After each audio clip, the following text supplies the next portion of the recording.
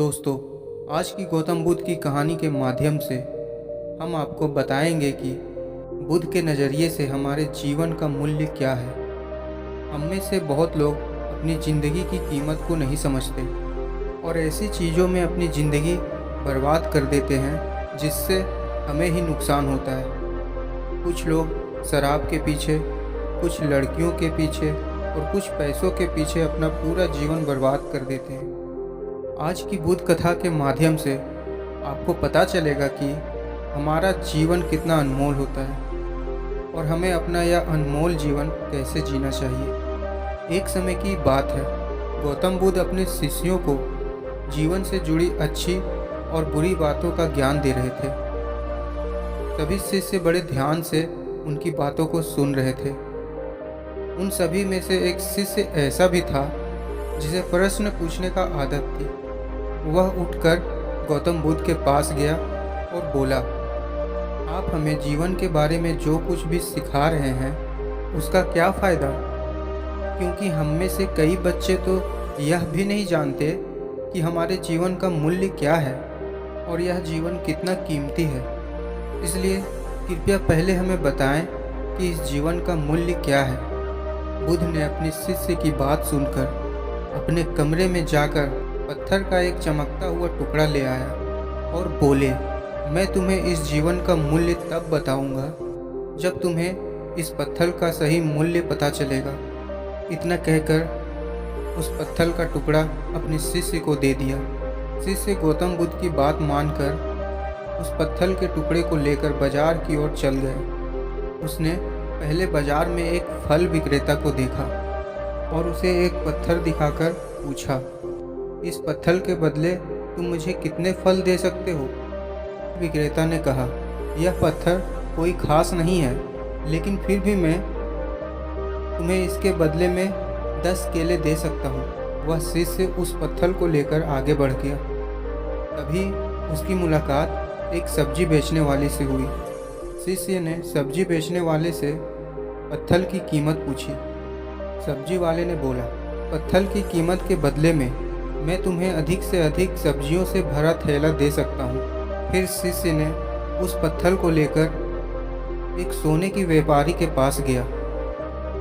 उस व्यापारी ने पत्थर को ध्यान से देखा। पत्थर के उस टुकड़े की चमक देखते ही सुनार ने उसकी कीमत 100 सोने के सिक्के लगा दिए। जब शिष्य ने टुकड़े बेचने से इनकार कर दिया तो सुनार बदले में 200 सोने के सिक्के देने के लिए सहमत हो गए, लेकिन शिष्य ने वह पत्थर नहीं बेचा।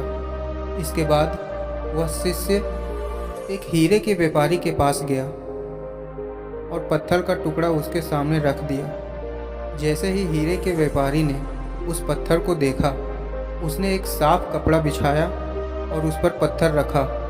फिर उसकी परिक्रमा की और हाथ जोड़कर पत्थर को कपड़े में लपेटते हुए कहा, तुम जिस पत्थर को साधारण समझ रहे हो उसकी कीमत पूछ रहे हो।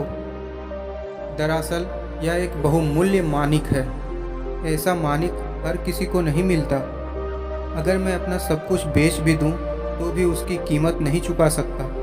उस व्यापारी की बात सुनकर शिष्य आश्चर्यचकित रह गया।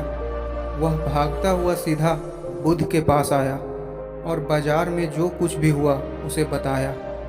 उसकी आश्चर्यचकित बातें सुनकर गौतम बुद्ध बोले, तुम्हारे प्रश्न के उत्तर इस मानिक के मूल्य में ही छिपा है।